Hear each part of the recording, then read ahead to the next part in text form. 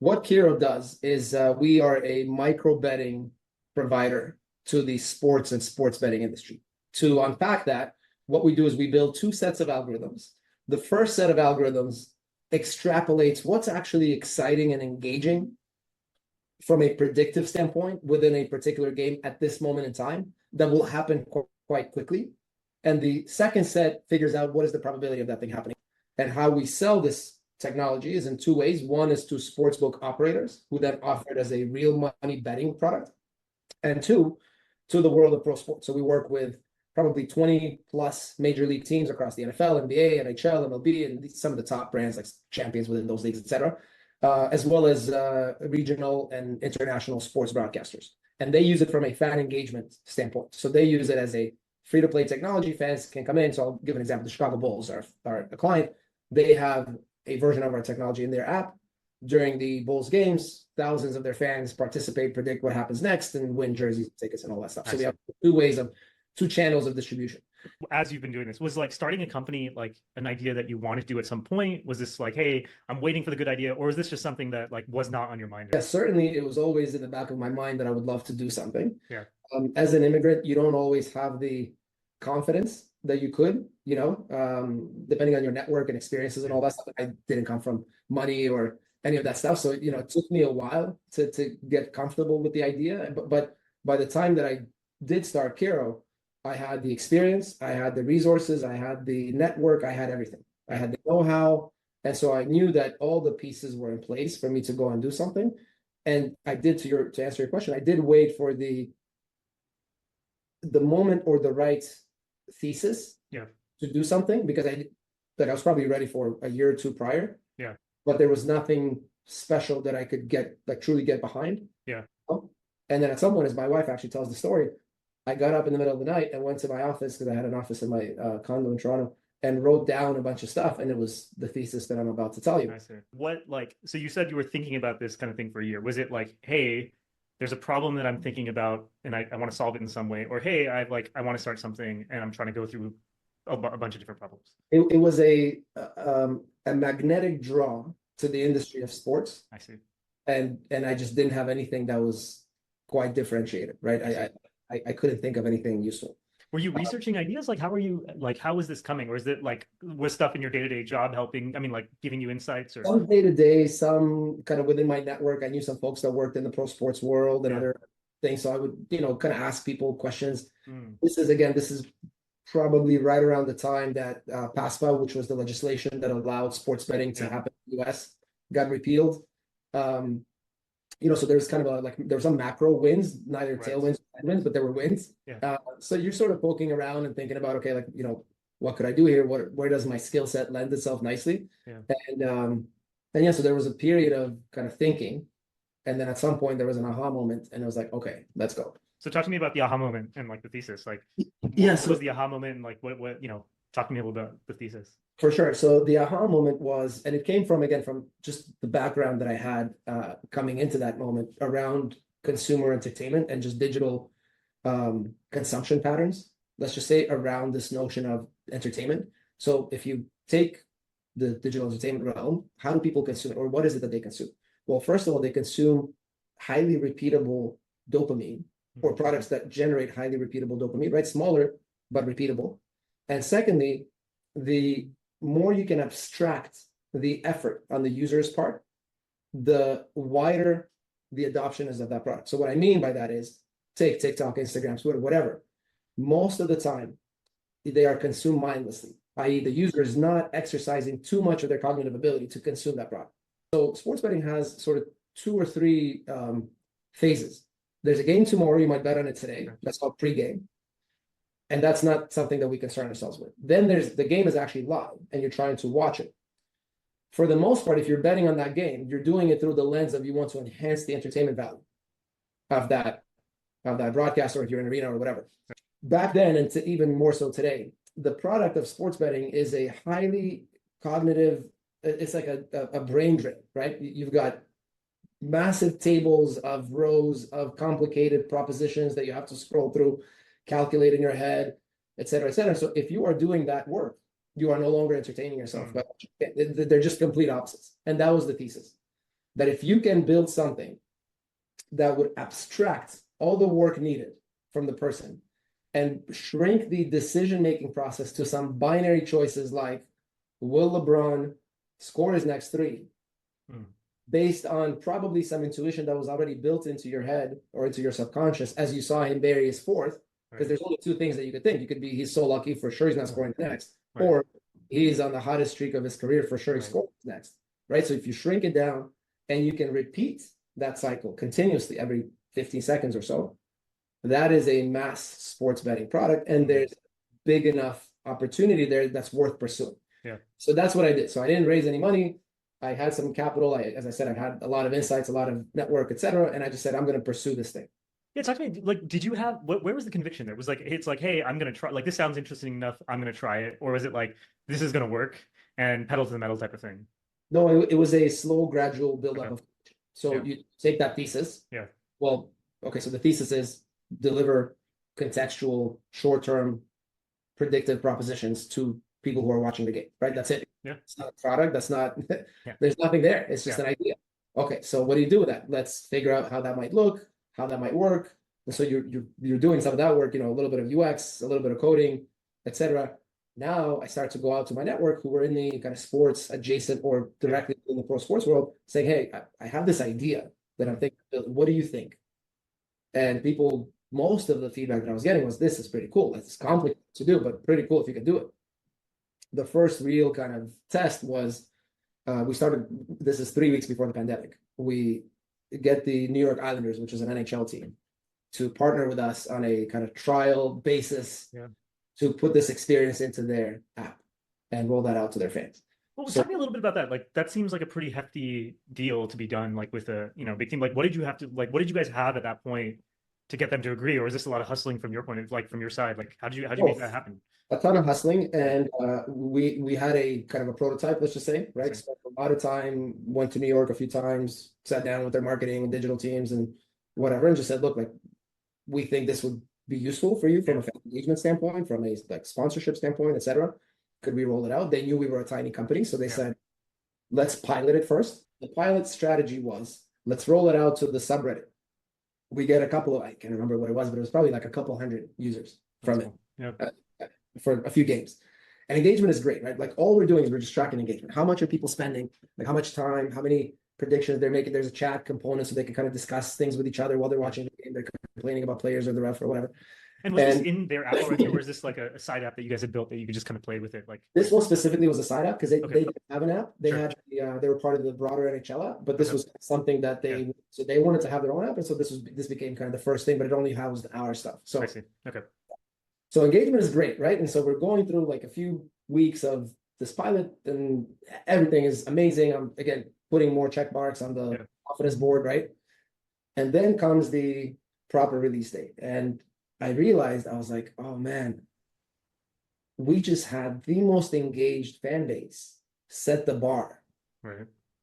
Well, naturally, as you democratize it to more people, what's going to happen is, I was like, now we're going to democratize it, and this thing's going to tank. I was really scared. And so the first day we go live, and they put the ad on the broadcast because the team controls the broadcast, so they have some ad time that they can.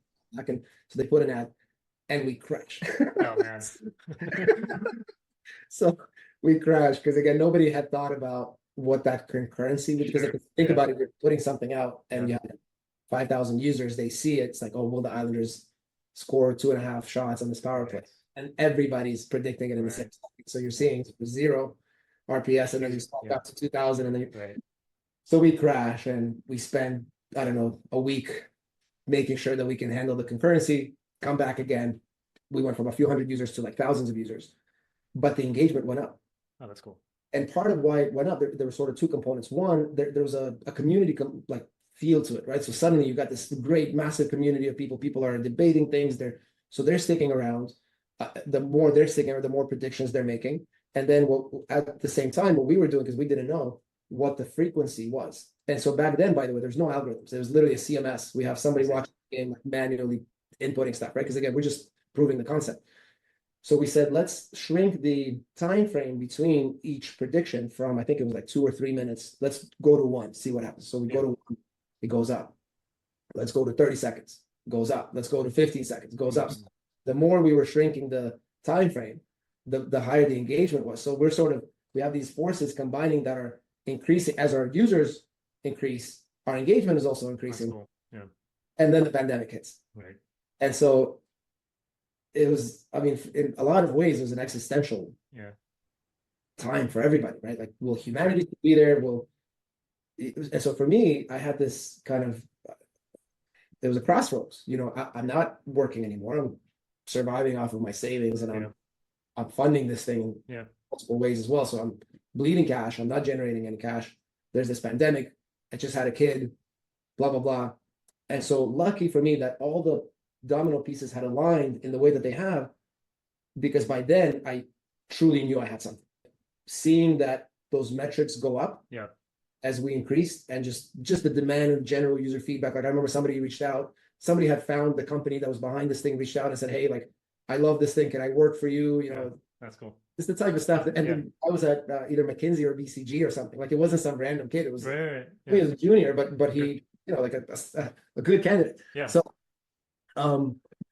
I said, look, I might die in 3 weeks, but there's nothing better that I'm going to focus on anyways. Like, this is the mission, this is as good as it's going to get for me in terms of a calling. And so double down. And in hindsight, the pandemic from a business standpoint was a very good tailwind, because it forced the sports world to pay a lot more attention to the digital realm.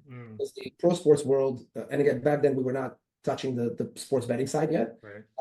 It forced the professional sports, because up until then it was all about TV revenue and sponsorship. That's it, right? So, like, let's get a bunch of billboards and cars and beers into the venue and sell TV rights. Now, when and tickets, obviously. Now you've lost the tickets, you've lost the sponsorship.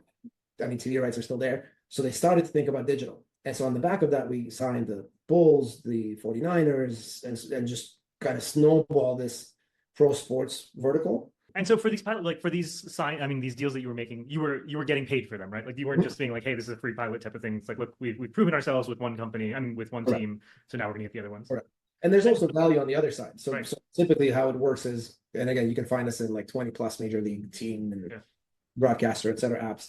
There will be sponsorship attached to it, right? So you find a FanDuel logo beside something, or you'll find, I don't know, AT&T besides that, et cetera, et cetera. So these people made money, and because they made money, it was easy for us to say, hey, like, we need to eat as well. Was the pilot enough to kind of unlock conversations with everybody else, or how did you start getting like now conversations with everybody else? Did like the initial team like? Well, COVID was it. This is what I mean by COVID being helpful, because if COVID hadn't happened, I would not have been able to get into those conversations. But because it did, suddenly what I was doing was very topical for a lot of professional sports teams, because they needed to shift their focus from how do we do I don't know, they would do raffles, right? Like, I'm a every game there's some activation that's sponsored, but like, you've lost all of that. Right, because nothing's in person at that point, right? Exactly. Like, everybody's there's in no bubble. bubble, exactly, sure. Right? So, but the team is still playing, so you need assets. You need, and digital was the thing. Were they reaching out to you, or like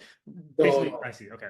We weren't a name yet, but we were aggressive in terms of finding them, right? Like, hey, Mr. X, we work with so and so. This is what we do. This is why it should be interesting to you, and you just snowball those, and then one person introduces you to another, and so on and so forth. So, look, good word breeds other word.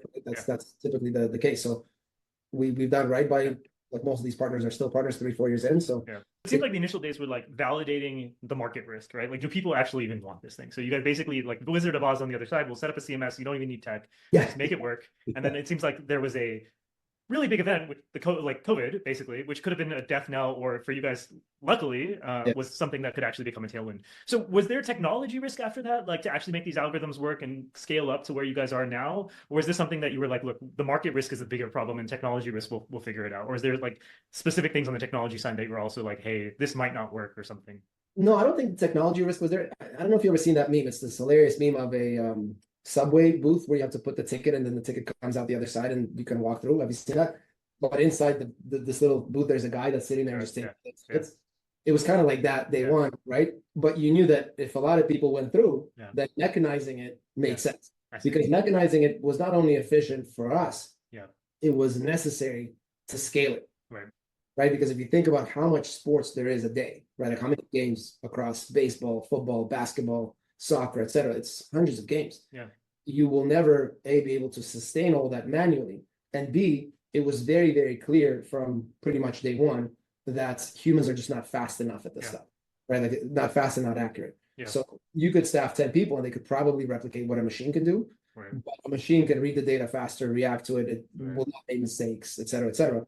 So there was no technology risk per se. I mean, look, even today we have technology challenges, right? Whether it's on the data side or whatever. So there's always some, but it's not existential. it's not exactly, it's not existential. And then I think the market risk or the distribution risk was also removed by then. Yeah. So it's kind of a no-brainer in both ways.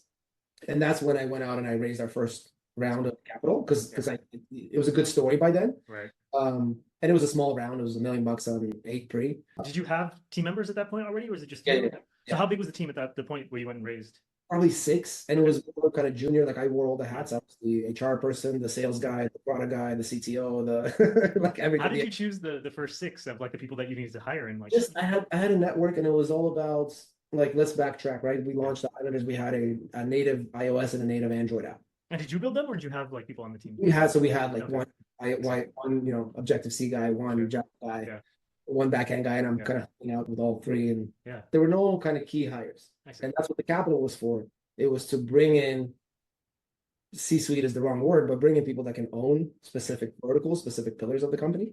And so our first hire was somebody who came in and led sales. He's still our VP of revenue. He's a fantastic guy, one of the best hires we've made.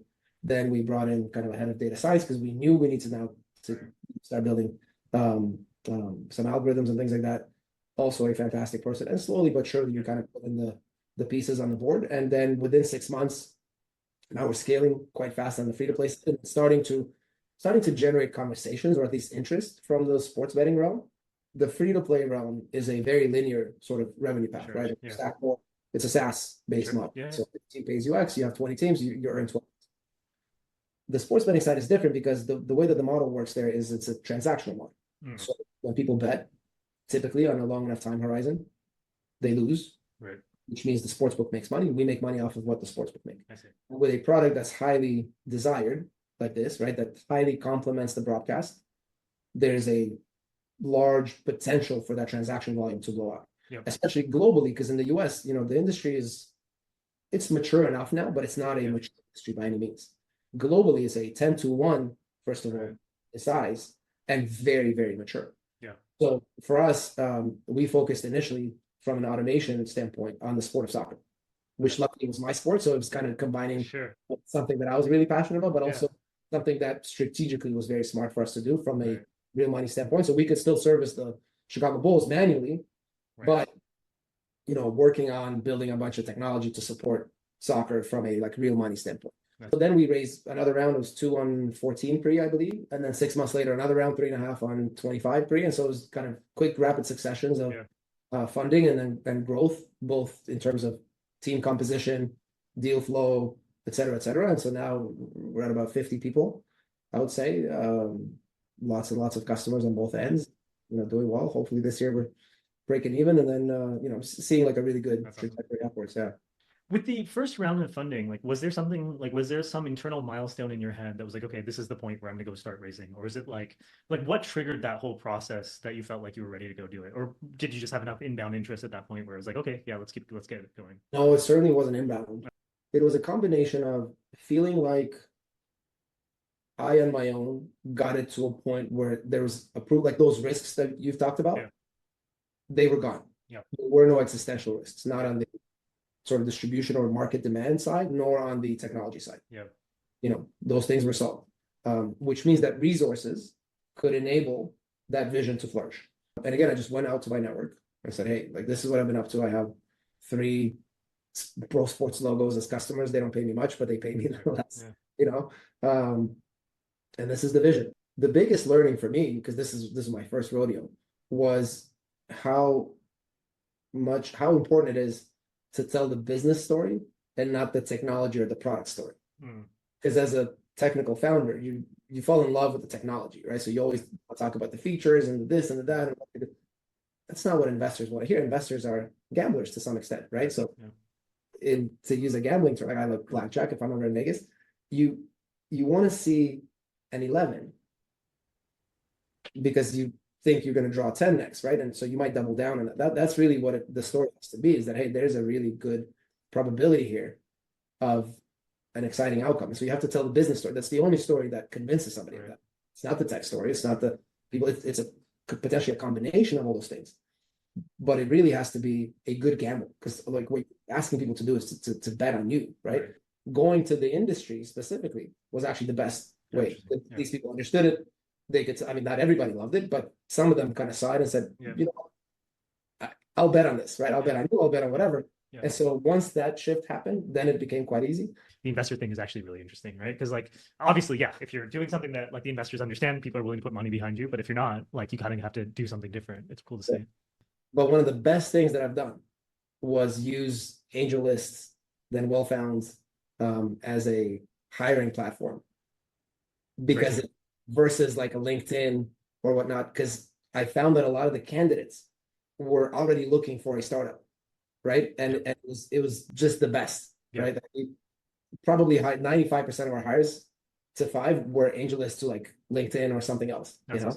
Awesome. So just wanted to give you guys that shout out, because like as an employer, if you're small and you're hungry and you want that raw sort of talent that you can give a platform to for them to flourish and grow, this is the platform to hire, in my opinion. I am a fan.